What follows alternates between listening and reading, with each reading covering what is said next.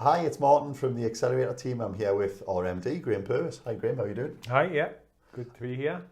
Graham is going to talk to us today about our status as a B-Corp and why it's good for business. It's not just about external, it can help you in business as well, can't it, Graham? Absolutely, yeah. What? Where do we start then? For those who don't know, what's a B-Corp? So, a B Corp it can be any business actually. It doesn't need to be a company. It can be a partnership or a sole trader, and it's you kind of go through an assessment where you get assessed in 5 pillars of your business. So governance, workers, community, environment, and obviously customers, or in our case clients, and you are assessed against standards of your impact on your stakeholders in each of those areas, in terms of a positive impact, of course. So you have to attain a certain score, and if you get through that, you then go to get audited. There's more detailed questions asked of your operating practices, your policies, your philosophies, your strategies. And then if you get signed off, as a B Corp. So B Corp is like an external verification that you're not just saying you're trying to do good, you're externally tested. Correct. As doing good. You literally measured how much good you're doing. Yeah, and it's wider than, so you've got various awards, so like the best employer, the best company to work for, all of those things. There's a much sort of wider scope, so as I say, it covers those 5, what's called the 5 pillars. So it's probably the most comprehensive kind of assessment in terms of, and it isn't just about really having a certification or a certificate to pin up on your wall. It's kind of an ethos which is sort of enshrined in the way that you conduct your business. Because you mentioned governance was one of the things, so we've literally changed our constitution, haven't we? Our reason for being there is... Yeah, so you have to change, for us as a company, you have to change your articles of association in the company, and to say, amend that constitution to say that you're going to take into account all the interests of all your stakeholders when you're making decisions, deciding on strategy and the direction of the business. So it isn't just a load of hot air, it's evidenced by what you've done in your written constitution. Yeah, because the old idea of why a company existed was purely for the enrichment of the shareholder, wasn't it? Yeah, I mean that's... I know it's been up and down over the years, but so I think that's what it's for, isn't it? It was. I think back in the day, whenever the first legal articles were put out there, I think it was more of a cooperative feel, but then through the sort of ages and in terms of economic policy thinkers, there was this guy called Milton Friedman he said that the sole purpose of being a business was to create value for the shareholders, and that was it essentially.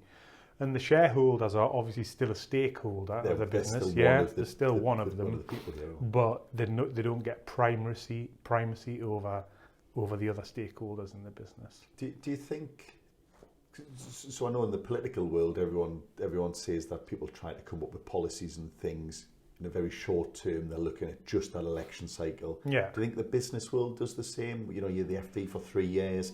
Well, as long as these 3 years are awesome, to hell with the rest. No, very much so. It encourages people to do short-term thinking, doesn't it? Yeah, very much so. Very much so. And again, that's one of the sort of the themes running through the B Corp movement, is that it is creating long-term value. So this isn't just, like you say, a fixed period of 3 years to maximise profits for the benefit of shareholders. To get a payout on the way out the door, kind of. It's important. It is a journey. It is a journey, and a journey which doesn't have an end in sight. So it is about definitely creating long-term value for all the stakeholders in your business.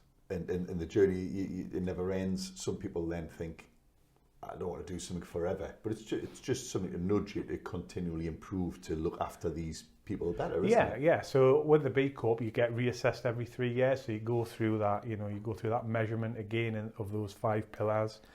And something which has become prevalent over the last 12 months or so is that the B-Corp, the movement itself, are looking at those assessments, because there is a couple of B-Corps have had a little bit of, should we say, adverse publicity over the last 6 months. You know, Brewdog being one of those. Yeah. So you know, the B Lab's looking inside itself to make sure that its assessment it does what it says it does. Absolutely. Yeah. But also, I think it's a public statement. So you mentioned Brewdog, and this isn't about Brewdog bashing, but they've publicly stated that they're a good company.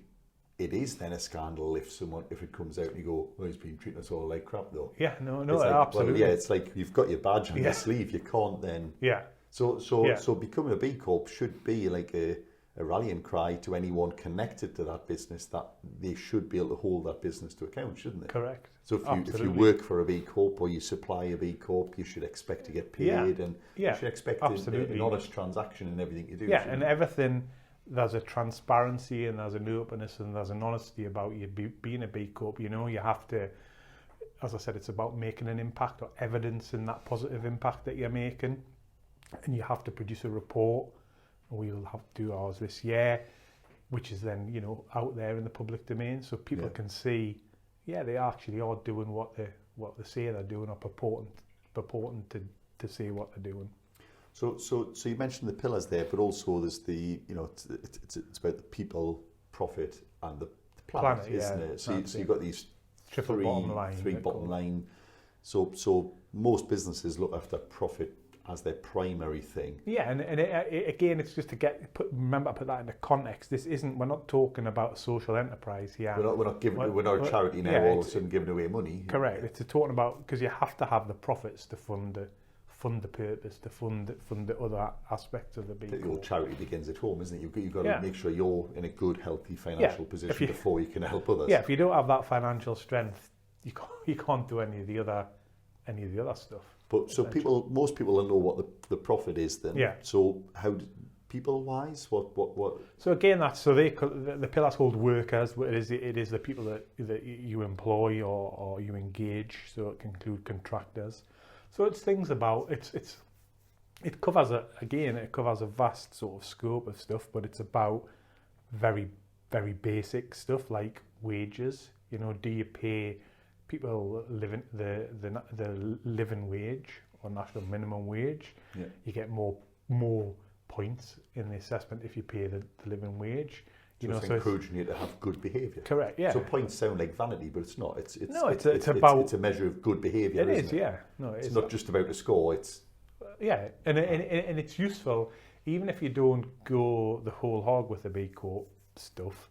Anybody can take that assessment online and use it as like a sort of standard to say, all right, we didn't do particularly well in the workers bit, for instance, and in particular, we didn't do very well on sort of looking after the well-being of our people or whatever it might be, you know. So you don't have to become a B Corp to use the assessment to help you from the way of thinking. Yeah. So So I would encourage anybody who, you know, even if they don't want to go the full journey to become a B Corp, to have a look at that impact assessment and highlight the areas where they can become a better business. Because you know, getting people's basic pay right is one of the key things, isn't it? It is, yeah. Once pay is right, you can then look at everything else. But if pay is wrong, it's very hard to get the others right with people. Yeah, so like we've talked about that. It's like a hygiene factor, isn't it? Pay. You know, it's not a motivator. It's not a long-term motivator. It doesn't make people buy into something more. It just stops them being put off by it. And it might, you know, give somebody some more pay. They might be satisfied for a short period of time after they've got that, but longer term, it's not a permanent motivation. So how do you get that more permanent motivation than what? So it's a wider thing, isn't it? It's a wider context, and it's looking at, you know, what learning opportunities, training opportunities, development opportunities do you provide for your people? You know, the financial aspect we've talked about. What other stuff, you know, like the well-being side of stuff. So, you know, like what sort of benefits or perks do you provide? Sabbaticals, you know, it's looking at a sort of rounded like come back to fundamentals. It's as an employer, how well do you look after your people? Yeah. It's not just about the pay slip figure, is it? Not yeah. just about the pay slip. Yeah. So there's loads of examples if you do any reading on how to look after people, that if you've got happy people who know why they're turning up for work and they feel like they're part of a team, they're loved, they're cared for, they perform better. So this is why it's good for business as well, because you know, we've called this why being a B-Corp it's good for business. At the minute people might be thinking, well, I've just done loads of work here, why the hell am I doing all of this? I've got to give everyone a pay rise. No, I mean, how's this help? Staff engagement or team engagement is a thing, isn't it? We've talked about that a lot, and about how do you get people, with you on your bus going in the right direction. Now, there's some stats here, which obviously I couldn't remember off the top of my head, but they did a survey, this is on UK B-Corps, and it says B-Corp SMEs report an average staff attrition rate of 10% in the past year, and this is just in the past couple of years compared to a 16 to 20% attrition rate for the wider SME population. So less, so you don't have to keep retraining, re-recruiting, paying recruitment fees, the disturbance of losing people, clients. So you keep your staff better. Yeah. And again, stuff around about again about equality and diversity in your workforce, and 82% of B-Corp SME leadership teams include at least one woman compared to 54% of non-B-Corp SMEs. So you can see that this is it all kind of meshes together. The average gender pay gap is 13% for B-Corps compared to 16% for the average UK business. So it's looking at equality and diversity again within your workforce, and as we know, the more diversity you have in your team, the better team performance is. The more people chipping in with ideas, the wider the range of opinions and suggestions. Okay then. Yeah. So people, planet. Yeah. So again, well, we all know, unless you've been in a dark cave somewhere for the last couple of years, about the climate crisis that's happening around us. So again, this is around business taking sort of an active part in what they can do to help that particular situation.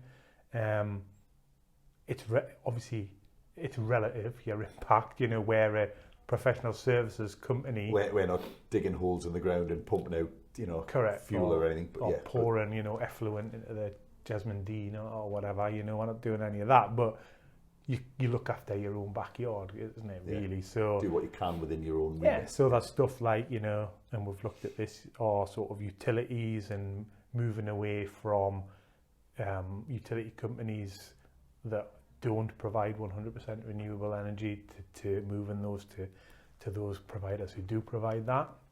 And we've got really the only other stuff is kind of sort of waste, office waste, and how we process that, and where does it end up. And it's important as well on the environmental stuff is you look after your own backyard, as I say, do what you can within the boundaries of your own circumstances, but there's also look at your supply chain, and it's trying to help with your supply chain and be a little bit more particular about who you use. So instead of using Amazon, for instance, we use somebody local. So it's like a buy local, isn't it? It is, Again, there's a community spirit within this, isn't it? It is very much so. I mean, and again, on the assessment, the B-Corp is very much about your local community. Because one of the things is literally how far away are your suppliers? Is that one of the? That's one of them. There's the where do your customers come from? Is another one. So you will score higher if the predominance is that your customers are based around about, I think, within a 50-mile radius of you. So it's about creating value for your local, and local economy. So again, how many people work for you within a circumference of the within a radius of the office. You know, how many jobs do you create locally? So again, there's a big emphasis. This isn't about globalization, it's about localization. Because B-Corp, it feels like when I first heard of it, must be 2 or 3 years ago now, I would imagine, we first started looking at it. And you think, oh, what's this, you know, is this like a globalization? What we've done with it though, and what you're meant to do with it is apply it very locally, isn't it? Yeah, absolutely. So it's got nothing to do with any other worldwide cause, really. It's about what we're doing. What you do in your own backyard, like I say, yeah. I mean, it started in America. The movement started in America, and then I think the UK is the fastest growing B-Corp market, and I think it's second only to America now in terms of numbers of B-Corp. And we were the first one in the Northeast in July last year, and I know of at least 2 others who are now B-Corps. So that's what within since Christmas time, within months. And so there's a lot going through the process. There is, yeah, and so we know and people aren't just doing this. I mean, we didn't do it just to like have the badge to no, wear. Absolutely not. It was more about making sure we look after these key things, because happy people work harder to put the evil capitalist hat back on, but well, happy people work better. Keep your clients happier, and if you can reduce waste, and you know, then again, that's good for you, isn't it? That's not a bad thing. No, absolutely. How could you object to absolutely. reducing waste? No, absolutely. You know, there is the hard.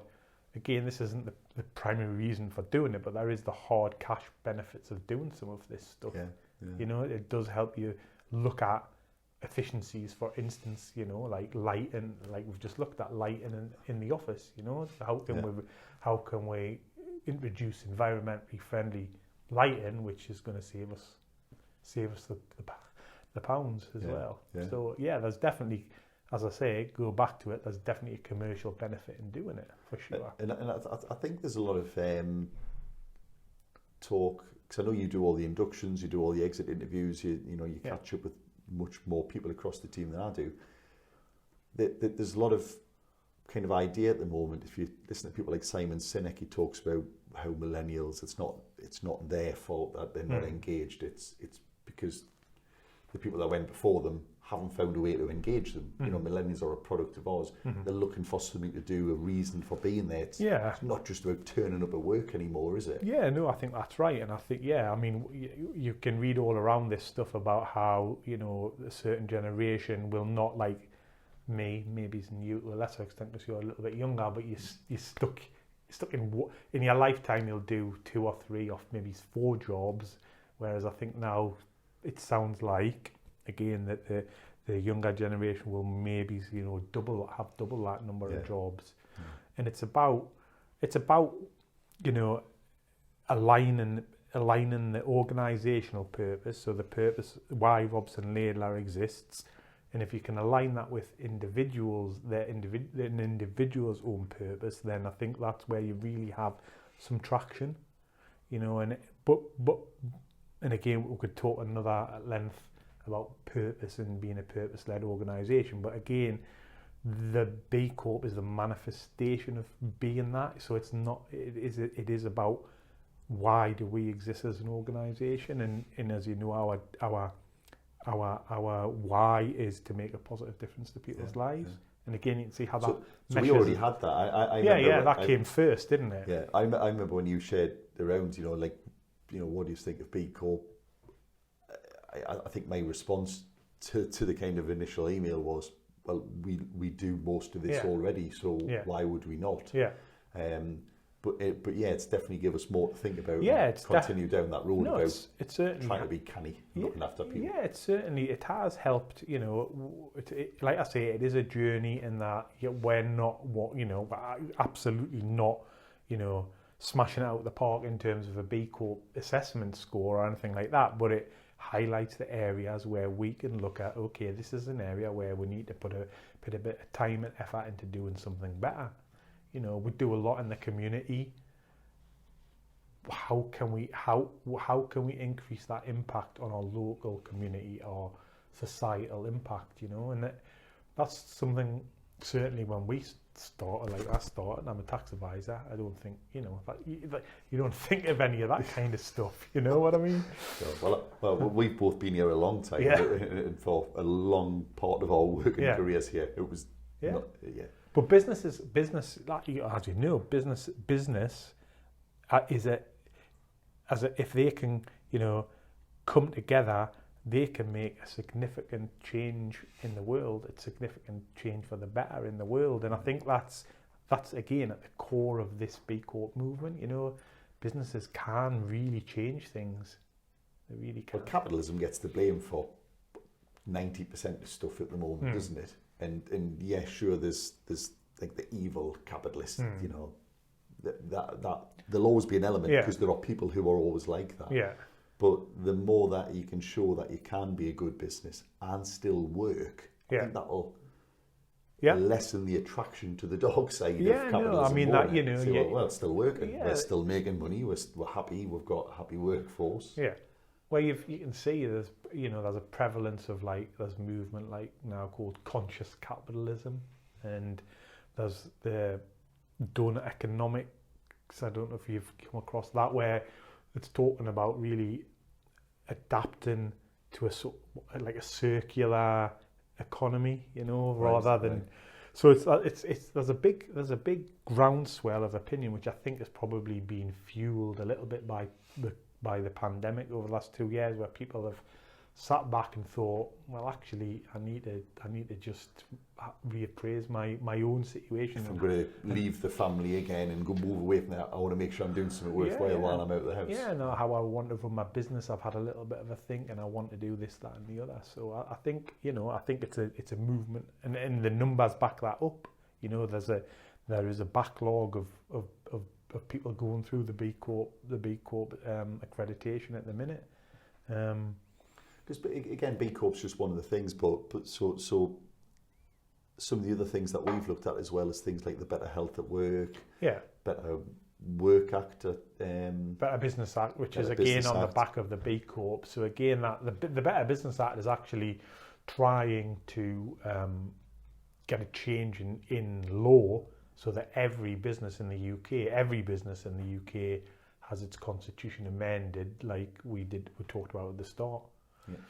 And again, you know, if you're a sort of, I would say, reasonably rational thinker, you'd think, why on earth wouldn't that make any sense to do that? Because if you ask these questions in isolation, you know, assume people in business want to make some money. Otherwise, why are you doing it? It's a hobby if it's not a business. You know, if you're not making money, it's a hobby. Do you want to look after your people? You're going to be pretty weird to say no there, haven't you? Do you want to look after your community, your backyard, as you put it? Not for me, thanks. Yeah. Oh, okay. That's a bit of a weird position, isn't it? Yeah, and I don't want to be, you know, I want to be as environmentally friendly as I can. Again, unless. I mean, you might disagree with some of the actions and some of the talk around it, but surely you don't want to waste for no reason. Yeah. Whether you agree with the word crisis or climate, you might. But again, no one thinks it's a good idea to go and be as dirty as possible and waste. So again, it's quite a hard one not to kind of go, well, But you know, obviously, some businesses that are like that. Clearly, there are. You know. Well, anyone who's ever drove down a country road and saw a pile of tyres dumped in the lane, there are some people like that, aren't there? Yeah, okay then. So what? So there'll be people out there kind of going, well, okay, we can run the test, we can get an idea. Yeah. What things were in there do you think are going to be the hardest for us to really get to grips with? I think for us, it's this impact on society. Yeah, the societal impact for the better. So if we were manufacturing a product which, you know, helped cancer, for instance, like that, or produced something which was healthy to eat or something which was environmentally friendly, you can see how that's a positive impact. We're a services company and people pay us for our expertise. So how can we, you know, where's our societal impact with that? And I suppose we've had, some basic thinking around it is like, how can we perhaps offer something to people out there who are like underserved, i.e. who can't afford to pay professionals. Yeah. How can we give back to those people? So like a citizen's advice then. Similar, but let's use the strengths with the knowledge we've got. Yeah, what we good at? How can we help those people? So I know. I mean, an example of that is because people may be going, well, again, what are you talking about? But so I know we do things like we take part in school days, at careers days, at mock interviews, and we're trying to do that in the places that don't normally have professionals in their building talking to them about these things, aren't we? We're trying to reach into those areas that don't get the light shone on them as much. Yeah. And it's quite easy to do. It's a little bit of time, isn't it? It is. We've had some pretty good engagement from people actually quite happy to do that as well. Definitely. And I think, that again, it comes back to, what does this company represent? If I'm working in it, what does it represent? What does it represent, and do I feel good about it? And I'd like to think the answer's yes with that. I'd like to think that. Unless you're weird, like I say. Well, maybe weird's not the right word, but Sorry, unless you. But I'll just, obviously I'll run this off because I needed to have some stats to back this up. But I just going back, just briefly touching upon the sort of economic, the benefits of it. So again, this is like between 2017 and 2019, B-Corp SMEs mean average annual turnover growth was 24% compared to an average growth for all SMEs of 3%. So you can see there's what do you think that is then? Because it would be too simple to say good people are better at business. No, I mean, do you think as a consumer you're more likely to purchase something from an organisation which is espousing the B Corp ethos, or do you not give a hoot about that? I suppose if you put your cynical business hat on, then yes, more consumers are looking to buy in a friendly way, in an environmental way. I think and if you're one of the options for that, you will get that business. I think that's an element of that. And then I think, like what we've talked about, if you're a people-centric business and you look after your people, they're gonna work better, work harder, however you want to define that, which then will mean that then has an impact on a ripple on your customers or your clients who get a better service or a quicker product or whatever it might be. So I think it's not just one thing. I think it's a mixture of stuff. There was a famous case study of some of the American airlines, I think back in the 40, 50 years ago, where one of the airlines said, we're going to make sure the cabin crew are just super well looked after. I can't remember who it was now, but one of the big airlines, if I find it, we'll put the link in somewhere. And they demonstrated that actually, and I think Richard Branson has this mantra as well, look after your people. And everything else will come. That's the most important stakeholder. Because if you get that right, everything else naturally falls out. Everything else falls out. And if you get that wrong, it's practically impossible it's much harder to make money with a disengaged team. And if you haven't got any money, you haven't got spare time to then go out and help the environment in any way, shape or form, or look after your community. So you kind of I know it's the three and no one is more important, but without people you're not going to get anywhere. No, I mean, we talk about quite often, this is a relationship business ultimately, whether that's a relationship with your client or your customer or a relationship with the people that you work with. So you're absolutely right. People centric and everything else falls out of that, I think. Good. Well, thank you, Graham. All right, yes, thank you. The reason we've done this is it's B-Corp month. We thought it was worth just sharing a little bit about why we've done this, and we hope that's been of use.